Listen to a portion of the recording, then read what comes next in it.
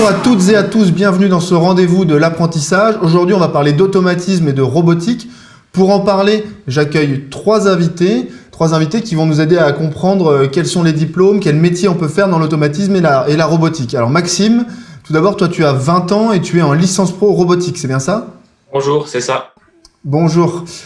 Samuel, tu es responsable département robotique, maintenance et automatisme. Bonjour Samuel. Bonjour à tous, c'est bien ça. Et enfin Sandia, tu es conseillère d'alternance, c'est ça? Bonjour, oui c'est ça. Salut Sandia. Alors, pour vous qui nous regardez pendant toute la durée du live, sachez que sur le chat, on a un conseiller et un formateur du pôle formation qui sont là pour répondre à toutes vos questions. Donc, vous nous écoutez et en même temps, vous n'hésitez pas à interroger ce formateur et ce conseiller sur vos cas personnels, poser toutes les questions qui vous viennent. N'hésitez pas non plus à liker et à partager ce live pour prévenir tous vos amis, que tous puissent venir en apprendre un maximum sur la robotique et sur l'automatisme et qu'ils puissent eux aussi tout simplement poser leurs questions sur le chat. Alors pour commencer, toi Maxime, tu es alternant dans la robotique. Qu'est-ce que c'est ton métier? Explique-nous. Alors mon métier, donc je suis intégrateur roboticien et automaticien. C'est-à-dire que je ne construis pas les robots, par contre je viens choisir le bon modèle et je viens l'intégrer dans un système et je viens le programmer. Donc tu ne fabriques pas le robot, en revanche tu le programmes, c'est ça? On parle de programmation, tu lui apprends à faire ce qu'il doit faire. C'est ça, je ne construis pas le robot, par contre je viens le programmer, donc lui dire qu'est-ce qu'il doit faire. Samuel, ça c'est le métier de Maxime précisément, mais au sens large de l'automatisme et la robotique, qu'est-ce que ça englobe? Comme l'a dit Maxime, il vous a présenté plutôt la partie robotique, où il faut qu'il programme et qu'il choisisse le robot. Et au sens large, le métier, il a évolué. Avant, on avait le roboticien, on avait l'automaticien. Maintenant, on a l'automaticien, le roboticien. Alors, l'automaticien, son job, c'était quoi? Une machine, dedans, il y a un composant. Ça s'appelle un automate programmable. Il fallait le programmer. D'ailleurs, il faut toujours le programmer. Le rôle de ce composant-là, c'est de piloter la machine pour qu'elle réponde au mode de fonctionnement qu'on souhaitait. Donc, dans ce cadre-là, avant, on avait l'automate qui était programmé par l'automaticien, on avait le robot qui était programmé par le roboticien. Les progrès technologiques ont fait que maintenant, le robot, il est également piloté par l'automate, donc il faut des connaissances également en automatisme, ce qui fait que le roboticien vient également participer au développement du programme automate, donc on parle d'automaticien et de roboticien. Et on a tout de suite l'image d'un secteur assez jeune qui bouge, qui explose. Est-ce que c'est vraiment le cas? Est-ce que c'est un secteur qui explose? Oui, c'est clairement le cas. Là, c'est clairement le cas. Là, actuellement, il y a plus de demandes, il y a plus d'offres d'emploi qu'il y a de compétences réellement formées et prêtes à intervenir en automatisme et en robotique. Là, on sait un petit peu plus de quoi on parle, de robotique, d'automatisme. Si vous nous rejoignez juste maintenant, on vient de commencer, donc installez-vous confortablement et commencez à poser vos questions aux conseillers du pôle formation sur le chat. Donc là, j'aimerais qu'on parle un petit peu de formation, de diplôme, mais aussi d'alternance au sens plus large. Maxime, comment est-ce que tu es venu à l'alternance? Alors, au tout départ, j'ai fait un bac pro maintenance et j'ai fait un BTS CRSA, c'est conception et réalisation de systèmes automatisés. Ces deux diplômes-là, je les ai faits en initial, c'est-à-dire sans alternance. Et par la suite, pendant mon BTS, j'ai fait la rencontre des robots. Je me suis intéressé à cette technologie-là et je suis parti donc sur une licence en alternance en robotique et automatisme. Pourquoi l'alternance? Pour moi, c'est un apport de compétences et d'expérience beaucoup plus grand qu'une formation en initiale. D'accord, donc rencontre avec les robots, quoi. C'est ça. Rencontre avec les robots. C'est ça. Et du coup, Sandia, alors là, pour Maxime, c'est la rencontre avec les robots. Pourquoi les autres jeunes viennent en alternance? Pourquoi on vient en alternance au départ?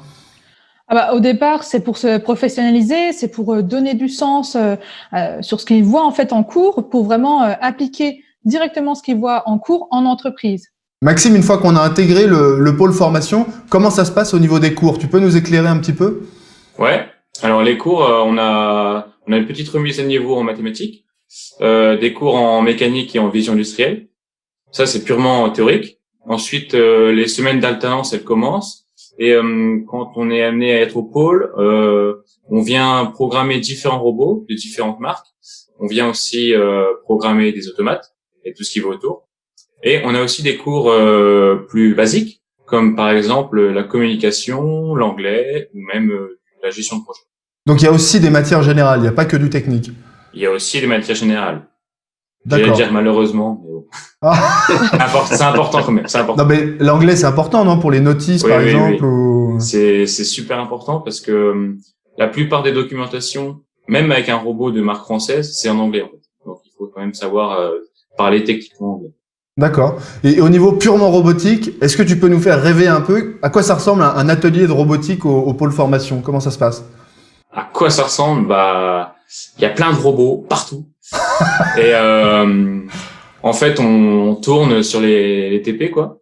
Et bah, les exercices, en fait, on a des cas concrets, des problèmes concrets, et on doit les résoudre avec un temps imparti. D'accord, les résoudre avec des robots. C'est ça. Voilà. Ok. Et du coup, Samuel, d'où viennent les formateurs du pôle formation? Et puis j'imagine que c'est pas évident d'enseigner une matière qui est en constante évolution, en révolution permanente, comme ça. Comment ça se passe? Non, effectivement, c'est pas évident et en plus se pose aussi le problème de la compétence. C'est des métiers qui sont en pleine explosion. Il y a beaucoup de demandes, donc il y a deux solutions. C'est soit on a nos compétences en interne qui sont déjà formées en robotique, ce qui est la plupart du temps le cas pour les pôles formation. Donc on a la chance dans les pôles formation de recruter des techniciens qui viennent du monde de l'entreprise, donc qui ont déjà des bonnes connaissances en robotique et des bonnes connaissances en automatisme. Et puis, bien sûr, ça ne présage de rien. On laisse également la porte ouverte à pouvoir former des formateurs en interne pour pouvoir monter en compétences sur ces métiers-là quand on en a vraiment besoin. Et le meilleur point de départ, c'est d'avoir des gens qui ont des bonnes compétences en automatisme. Maxime, et on m'a dit que tu participais à des concours, des compétitions. Comment ça se passe, une compétition de robots? De quoi on parle, en fait, exactement? Alors, la compétition de robots à laquelle je participe, ça s'appelle WorldSkill. Okay. C'est une compétition qui vient pousser le métier à son plus haut niveau d'excellence. En fait, on a plusieurs épreuves techniques et bien sûr le but c'est de gagner. Et en fait, selon le niveau, on vient être amené à concourir contre la France ou contre le monde entier. Et toi, Samuel, tu participes avec lui? Comment ça se passe? Tu les entraînes? Ouais, c'est ça. Moi, je les entraîne pour ce qu'ils essayent d'être au top. C'est-à-dire que le but, on se sert un petit peu de la formation pour pouvoir amener les éléments de la robotique, mais comme le disait Maxime, les concours ont plutôt un niveau de compétence plutôt important. Donc après, on bâtit un programme d'entraînement en dehors des heures de cours. Et puis, bon, ça sera une certaine discipline d'entraînement pour les championnats de France. Et s'ils ont la chance de gagner les championnats de France, comme le disait Maxime, ils partiront pour les compétitions mondiales où là, on met encore un coup d'accélérateur dans l'entraînement. Ouais, je crois que vous êtes un peu modeste quand tu dis que c'est un certain niveau, etc. Je crois que c'est quand même un petit peu l'élite de chaque métier, non? Oui, les WorldSkills sont à l'image des sportifs de haut niveau. Alors bien sûr, il n'y a pas l'athlète de haut niveau, il n'y a pas besoin d'avoir la condition physique hors pair. Ceci dit, il faut un minimum de conditions physiques. Par contre, c'est effectivement les meilleurs de leur catégorie. Donc ça pousse vraiment l'excellence. Maxime, qui est modeste aussi, nous dit pas que lui il fait partie de ces meilleurs-là quand même, non? Il est. Maxime, il est en lice pour faire partie des meilleurs de France et j'espère des meilleurs mondiaux. Donc tu t'entraînes, en fait, t'es comme un sportif de haut niveau dans ta discipline. Pour l'instant, je suis pas encore un athlète. Là, vous en êtes où? Pour le moment, il y a des sélections, c'est ça? Alors pour l'instant, on est sélectionné pour les championnats de France. Déjà? Déjà, voilà. Et donc pour l'instant, je suis en entraînement pour aller au championnat de France. Et alors Maxime, quand tu t'entraînes pas pour vaincre la Russie, comment tu divises ton temps entre l'entreprise et le pôle formation? Alors c'est 2 semaines, 2 semaines. 2 semaines au pôle formation et 2 semaines en entreprise. Tu préfères le temps au pôle formation ou le temps en entreprise? Ah, je préfère le temps en entreprise. C'est mieux? Et ouais. Pour quelle raison est-ce que c'est mieux? En fait, qu'est-ce qui te passionne dans ton métier? Qu'est-ce qui fait que t'aimes être dans ton entreprise? Et qu'est-ce qui fait que t'aimes passer comme ça du temps avec les robots? En fait, en entreprise, on peut aller plus loin dans le sujet. En fait, on peut voir un aspect plus global du sujet. Et pourquoi j'aime passer du temps avec les robots? C'est de les voir effectuer des tâches que les humains ne peuvent pas forcément faire. En fait, c'est magique. C'est magique, comme ça. Et du coup, pourquoi est-ce que c'est magique? D'où elle vient cette magie en fait dont tu parles? C'est quoi qui donne ce côté magique qui te plaît? Bah en fait, avec un robot, on peut atteindre des cadences très élevées, en fait, et donc de les voir bouger et surtout de comprendre tout ce qu'il y a derrière, en fait. C'est comme un magicien, par exemple, quand on le voit faire disparaître une pièce, bah on sait pas ce qu'il y a derrière. Et ben un robot, c'est pareil, mais de savoir tout ce qu'il y a derrière, c'est encore plus magique. Ouais, au-delà même du magicien, il y a un côté un peu marionnettiste, c'est-à-dire que toi, tu vois les ficelles, tu sais ce qui anime, tu connais un peu les ressorts qui font que la machine fonctionne. C'est ça qui est C'est gratifiant. Je vois, et en plus, c'est moi qui les tire, le ficelle. Oui, tu crées même les ficelles, on va Oui, dire. c'est C'est-à-dire ça. que c'est... C'est ça. Et ça, est-ce que tu peux nous en parler encore un petit peu plus? C'est-à-dire, comment est-ce que ça se passe? Tu lui indiques les mouvements qu'il doit faire et ensuite ça se répète à une vitesse... Ouais, en fait, c'est comme un programme informatique, en fait, sauf que c'est adapté au robot, et on vient lui dire où est-ce qu'il doit aller se positionner, qu'est-ce qu'il doit faire, est-ce qu'il doit activer peut-être une pince au bout pour prendre une pièce. Donc on lui indique tout ce qu'il doit faire, et ensuite ça marche ou pas. Ouais, c'est-à-dire que à la différence de l'informatique, l'informaticien, quand il a créé son programme, il n'y a pas vraiment d'aboutissement, je veux dire, pas à ce point-là, alors que là, on va dire, il y a une concrétisation dans le réel, en fait. C'est ça, ouais, voilà. Il y a une interaction entre le virtuel, la programmation, et le réel, ce que fait le bras. Samuel, cette passion, c'est ça qui anime aussi les autres jeunes avec lesquels toi tu peux interagir. Est-ce que ils sont tous mordus comme ça, un peu piqués? C'est cette magie qui fait venir à la robotique? Le dénominateur commun, c'est j'aime programmer, j'aime me casser les dents, j'aime utiliser un PC, j'aime transpirer, en fait, mince, ça marche pas, je vais remodifier. Et puis après, il y a un peu cette extase de voir ce qu'on a simulé, ce qu'on a programmé. Et comme tu le disais tout à l'heure, la magie, c'est qu'on le voit bouger. Et ça, c'est vraiment le dénominateur commun chez la plupart. Ouais, mais d'ailleurs, on pense souvent à la science-fiction ou quoi quand on parle de robotique, mais c'est ça qui est aussi le moteur de la science-fiction, c'est cette machine qui bouge tout seul. C'est quelque chose je veux dire, qui est intemporel, quoi. Depuis toute l'histoire de l'humanité, on a rêvé comme ça de voir des choses se produire toutes seules et se perpétuer. Ouais, chez les jeunes, ça impacte, hein, parce que Maxime l'a dit, hein, ça va très très vite. Hein, ils peuvent aller jusqu'à 4 mètres par seconde. Donc on imagine, j'ai un point A, une seconde après, on est 4 mètres plus loin. Donc ça va à une vitesse phénoménale. Des fois, ça va tellement vite qu'on a du mal à les voir, quoi. Donc Ouais. c'est bluffant. Et C'est là si on se met au milieu qu'on se fait casser les dents, comme tu disais. Voilà, c'est ça, là, faut pas se ouais, c'est ça. Donc c'est grisant de se dire, comme le disait Maxime, ah ouais, ça c'est moi qui l'ai fait. Et du coup, toi, c'est ta première année d'alternance, Maxime, c'est ça? C'est ça. Et du coup, comment est-ce que tu te sens intégré dans ta société, dans l'entreprise dans laquelle tu travailles? Alors c'est pas du tout un stage comme j'aurais pu faire avant. C'est vraiment on est un employé à part entière. C'est-à-dire que je participe à toutes les réunions, j'en crée même, voilà. Je suis consulté pour des choix techniques, donc on est vraiment intégré au cœur de l'entreprise et on est vraiment acteur en fait. On n'est pas du tout là en observation à regarder ce qui se passe. C'est vraiment on est vraiment au cœur de l'entreprise et on est acteur. Et Sandia, ce fait comme disait Maxime, de dépasser l'observation, d'avoir un peu les mains dans le cambouis, est-ce que c'est ça qui attire aussi les jeunes vers l'alternance? Oui, tout à fait. Surtout que quand on est apprenti, en fait, on a un contrat de travail, donc on est considéré comme un salarié à part entière, en fait. Donc, le but de l'apprentissage, c'est d'être un salarié et justement que l'entreprise confie des missions vraiment à cet apprenti-là. Et ça, c'est important quand on est jeune. Je me mets à la place des jeunes qui sont devant leur écran. Je dis pas qu'ils ont forcément marre de l'école, mais à un moment, on a envie de concret, quoi. Est-ce que c'est ce qu'on va trouver en venant au pôle formation?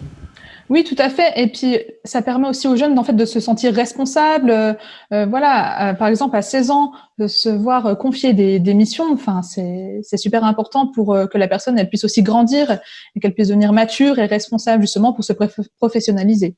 Et toi, Maxime, ton entreprise, comment tu l'as trouvée, si on revient un petit peu en arrière? Alors comment j'ai trouvé? En fait, je la connaissais déjà, donc j'ai tout de suite pensé à elle pour mon alternance. Donc j'ai envoyé mon CV et en fait j'ai eu la chance pendant un concours de robotique de les rencontrer et j'ai pu discuter avec eux et ils ont pu me voir travailler en fait. Et du coup ils m'ont choisi comme ça. Ah oui, donc c'est un peu un recrutement de stars, quoi. T'es un peu ils sont Non, venus te quand chercher même pas, quand même sur le pas. concours. T'es le Mbappé de la robotique, quoi. C'est ça, Ils sont pas venus me chercher sur le concours, ils étaient là, ils étaient là. Ils sont venus D'accord. chercher d'autres personnes, par contre. Mais ils m'ont choisi moi, Ah, donc quand même. quand même. Donc ça se passe comme ça, quoi. Sur le concours, ils viennent, et ils voient qui est le meilleur. C'est hyper challengeant. C'est génial. Ouais, Et c'est assez un moderne petit comme mode de recrutement aussi, quoi. On voit. ouais, C'est c'est ça. C'est un peu, il y a un peu de pression, quoi. Quand on les voit derrière, on se dit bon, là, je joue le concours et l'emploi. Donc c'est un cas un peu particulier, Sandia, j'imagine. Est-ce que tu peux là, regarder les jeunes qui nous regardent un petit peu et leur expliquer comment vous pouvez les aider à trouver une entreprise? Parce que j'imagine que ça se passe pas toujours comme ça s'est passé pour Maxime. Oui, effectivement, c'est une infime partie de personnes qui trouvent leur entreprise de leur côté. Donc, nous, on commence par recevoir les jeunes en entretien pour cerner leur personnalité, leur projet professionnel et également leur périmètre de mobilité, et savoir s'ils ont une voiture, s'ils ont le permis, enfin en général. Et ensuite, une fois que cette étape elle est faite, nous, on les invite aux portes ouvertes, puisqu'aux portes ouvertes, on fait venir des entreprises. On peut également les inscrire donc à des job dating si besoin ou des ateliers techniques recherche d'entreprise. Le but étant en fait de vraiment faire un mariage parfait entre le besoin de l'entreprise et également le besoin de l'apprenti. D'accord. Et donc on voit qu'ils vont pas être laissés livrés à eux-mêmes, quoi. Il y a vraiment il faut que ça vienne d'eux, j'imagine, mais on les laisse pas tout seuls parce que ça c'est quelque chose qui peut être un peu effrayant pour les jeunes qui nous regardent, j'imagine. Oui, oui, c'est vraiment un accompagnement personnalisé, suivant la personne. Et, euh, et voilà, enfin, on est là pour les aider, mais également c'est aux jeunes quand même de chercher de son côté. Je veux dire, le jeune, il est quand même acteur de son parcours également. Mais on est là pour les accompagner, il n'y a pas de souci. Donc voilà, vous qui êtes devant vos écrans, vous voyez qu'on va pas vous laisser tout seul si vous venez, vous allez être accompagné. Et là, je vous encourage à continuer de poser vos questions sur le chat, sur votre cas personnel. Quel est le pôle formation le plus près de chez moi? Comment je peux, toutes les questions qui vous viennent, n'hésitez pas à les poser et on a un conseiller qui est là pour vous répondre. Là, qui dit travail dit salaire. Maxime, est-ce que tu peux nous dire combien tu gagnes? Comment ça se passe au niveau du salaire? Alors, je gagne 1000 euros par mois, ce qui est pas mal. Et après, voilà, il y a certaines conditions pour le salaire. Moi, j'ai 20 ans et j'ai un bac+2 en poche. D'accord. Donc du coup, ça justifie un salaire qui pour un alternant est déjà un petit peu dans la tranche haute, c'est ça? Ouais, c'est ça. D'accord. Et Sandia, comment ça se passe alors, pour les autres aussi? Quelle est la fourchette salariale? Où est-ce qu'on commence? Où est-ce qu'on arrive? Tu peux nous éclairer un petit peu? Alors, grosso modo, ça va de 400 à 1200 euros. En fait, il faut savoir que le salaire d'un apprenti, c'est un pourcentage du SMIC. Donc, c'est calculé à la fois en fonction de l'âge de la personne et du niveau de formation et de l'entreprise, parce que ça pourra également dépendre de la convention collective de l'entreprise. D'accord. Donc ça peut permettre, quand on est jeune, de commencer à avoir un salaire assez jeune, par exemple en troisième, mais ça peut aussi permettre à des gens peut-être, parce que on peut venir en alternance quand on est plus vieux, quand on a déjà fait d'autres, et donc du coup ça peut permettre aussi de revenir à la formation en ayant un salaire, non? Oui, tout à fait. En fait, c'est formation tout au long de la vie. Donc, en fait, il n'y a pas de limite pour entrer en alternance.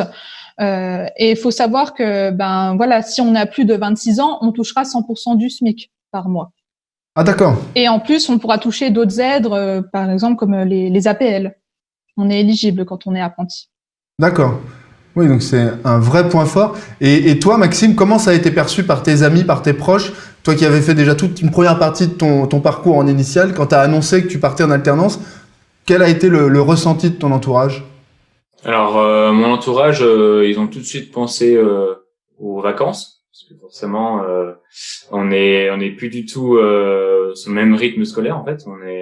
On a 5 semaines comme tout le monde en fait, qu'on vient poser. Donc c'est vrai que la première réaction ça a été ça. Après la deuxième, c'est le salaire. Mais oui, c'est quand même bien perçu. D'accord. Et maintenant, au niveau de l'avenir, quelle est pour toi la suite du programme? Où est-ce que tu vas? Alors pour l'avenir, je souhaite arrêter mes études là. Après la licence, du coup? Après la licence, voilà. Après la licence, je souhaite m'arrêter là, pas poursuivre sur un diplôme supérieur. Je souhaite commencer vraiment à travailler pour acquérir des expériences sur le terrain en fait. Ça m'intéresse plus que continuer mes études. Ouais, mais tu vas continuer à progresser de toute manière dans ton entreprise Voilà, aussi, c'est quoi. ça. Dans l'entreprise et pendant les entraînements du concours. Ok, Samuel, là, on a du coup l'exemple de Maxime. C'est quoi les options pour les apprentis en robotique d'une manière générale? Les options pour les apprentis en robotique, globalement, le vrai métier de roboticien, il s'apprend après, à la date d'aujourd'hui, il s'apprend après un BTS. Le vrai métier lié à la robotique, il s'apprend après un BTS. Le meilleur BTS pour apprendre la robotique reste un BTS CRSA, conception, réalisation de systèmes automatisés. C'est d'ailleurs le BTS qu'a fait Maxime. Dans ce BTS-là, globalement, on apprend le métier de l'automatisme. On arrive déjà avec des bonnes bases en automatisme, ce qui est vraiment la base du BTS CRSA, ce qui permet ensuite de migrer facilement sur les métiers de la robotique. Par contre, d'autres BTS ne sont pas exclus, hein. Typiquement un BTS électrotechnique ou des BTS maintenance des systèmes de production que l'on fait de manière globale dans les pôles de formation permettent d'intégrer les métiers de la robotique. Il faudra juste être peut-être un petit peu vigilant sur le niveau d'entrée. Il y aura peut-être une petite remise à niveau à faire, notamment dans les métiers de l'automatisme en amont, mais c'est tout à fait possible. Bien sûr, hein, tout ce qui est DUT permet également de rentrer dans ces métiers-là. Et puis, il y a l'après-licence pro, ce que disait Maxime, où Maxime décide d'arrêter. Ben, il existe évidemment hein, le bac+5 hein, en robotique ou en automatisme. Alors, pourquoi Maxime… Là, c'est ingénieur, c'est ça? Oui, c'est ingénieur, voilà, exactement. Pourquoi Maxime il veut pas continuer? C'est quelqu'un, lui, à mon sens, hein, il sera plus à même que moi de le répondre là, mais c'est quelqu'un qui veut rester sur le terrain, comme il l'a dit. Donc, jusqu'à bac+3, on va être confronté à la technique, on va avoir notre PC, on va programmer, on va aller sur les machines, on va les faire fonctionner, on ira peut-être les mettre en service chez le client. Par contre, quelqu'un qui a bac+5, il va être plutôt en gestion d'une affaire. Donc, il va plutôt aller gérer une affaire dans sa globalité, voire en gérer plusieurs. Donc, il ne sera plus confronté en permanence à la technique. C'est pas lui qui va aller programmer nécessairement le robot. Il aura une vision plus globale, quoi. Et toi, Maxime, c'est ça que tu veux? Tu veux rester au contact des robots comme ça pour toujours, j'ai envie de dire. Voilà, je veux rester, bon, quitte à évoluer, hein, je veux bien évoluer, être peut-être manager, mais quand même en gardant ce côté terrain, vraiment terrain, pour rester au contact du métier et surtout rester au contact de la technologie pour toujours évoluer en fait. Et là, ce qui te motive à faire ça, c'est toujours cette passion que tu as pour les robots, c'est ça? C'est de continuer à vivre ça, de mettre en vie des… Ouais, toujours. Et puis surtout les nouvelles technologies, parce que bon, les robots c'est pas nouveau. Par contre, tout ce qui est en train de se développer en ce moment autour, ça c'est nouveau, comme la robotique mobile par exemple. Et donc pour suivre ça, en étant manager, pour moi, suit un petit peu moins la technique que si on la met en place. Ouais, parce que tu travailles dans un secteur donc qui est, comme on l'a dit plusieurs fois déjà, est en pleine explosion. Du coup, ça doit être un peu grisant d'évoluer dans un milieu comme ça qui est en perpétuel mouvement, de devoir prendre des trains en marche, j'imagine, des nouvelles technologies, de s'adapter. Ça, c'est quelque chose qui est important pour toi? Bah ouais, en fait, faut être curieux, C'est là aujourd'hui, j'apprends un métier, mais dans 5 ans, je vais pas dire que ça sera pas le même, mais il y aura des choses qui vont évoluer. Et c'est pour ça qu'il faut être toujours vigilant sur qu'est-ce qui sort, comment ça marche, tout ça. Donc c'est vrai que c'est assez important de suivre l'évolution. On approche de la fin de ce rendez-vous de l'apprentissage. Sandia, là, si tu devais adresser un message aux jeunes qui nous regardent, qu'est-ce que tu leur dirais pour les convaincre? À la fin de cette vidéo, on a abordé tout plein de sujets, pour finalement leur donner une dernière fois envie de venir l'année prochaine au pôle formation. Qu'est-ce que tu leur dirais? C'est un secteur qui recrute déjà dans un premier temps. Donc, si vous souhaitez trouver un travail rapidement à la fin de votre apprentissage, venez chez nous. L'apprentissage, il faut savoir que c'est vraiment la voie de l'excellence. Ça va du CAP jusqu'au diplôme d'ingénieur par apprentissage, donc jusqu'au bac+5. Les formations chez nous, elles sont gratuites, elles sont diplômantes et elles sont professionnalisantes. Ok. Et toi, de ton côté, Samuel, si tu devais aussi essayer de transmettre cette passion, de donner aux jeunes envie de venir l'année prochaine, quel serait ton message? L'industrie est en pleine mutation, hein, ça vous a pas échappé. On parle maintenant d'industrie 4.0, donc l'image de l'industrie avec la clé à molette et la graisse, elle date un petit peu. Hein, maintenant, on utilise de la technologie de pointe et dans ce cadre-là, on a besoin de main-d'œuvre qualifiée. À la date d'aujourd'hui, il y a plus de demandes d'entreprises qu'il n'y a de compétences sur le marché. Donc, si vous venez dans ces métiers-là, c'est la garantie d'un emploi. Donc, on vous attend. Oui, alors du coup, Samuel, si je résume un petit peu et que je rassemble tes propos et ceux de Sandia, on a une formation qui est gratuite, où on est rémunéré avec l'assurance d'avoir un emploi à la fin, c'est ça? T'as tout compris. Du coup, et Maxime, de ton côté, si tu devais adresser un message aux jeunes qui nous regardent pour leur donner envie de venir eux aussi en alternance et en robotique, qu'est-ce que tu leur dirais? Je leur dirais qu'en fait, comme disait Samuel, l'industrie, c'est pas du tout un environnement qui est sale. Maintenant, on est sur vraiment des hautes technologies, avec de la programmation, de la mise au point. Donc, pour venir en industrie, n'hésitez pas. C'est vraiment plus, c'est pas du tout un métier qui est pour les nuls, qui aiment pas l'école. C'est vraiment un métier qui est exigeant. Et pour venir en alternance, n'hésitez pas. C'est vraiment, ça forge le caractère. On en devient grandi. Ok. Toi, tu sens que ça t'a fait évoluer, que ça t'a fait grandir l'alternance? Oui, tout à fait. Oui. En une année, là, je veux dire, parce que toi, c'est ta première année d'alternance, je le rappelle. En une année, on est changé. Bon, écoutez, si vous voulez changer, avoir un métier, une formation gratuite et en plus être rémunéré, je crois que maintenant vous savez ce qu'il vous reste à faire. Du coup, moi, je vous dis merci à tous, merci à tous les trois et merci à vous qui nous avez regardés. Continuez de discuter sur le chat et de poser vos questions aux conseillers et aux formateurs qui vont rester connectés après le live pour y répondre.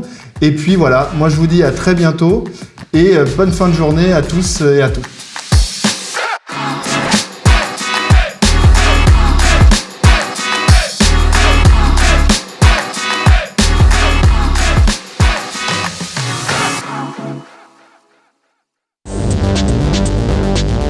Faire quelque chose de concret. Avoir un bon salaire. Travailler en équipe. Avoir des responsabilités. Être créatif. Avoir l'avenir qu'on imagine. C'est faire son choix. Viens découvrir les métiers de l'industrie au pôle formation UIMM.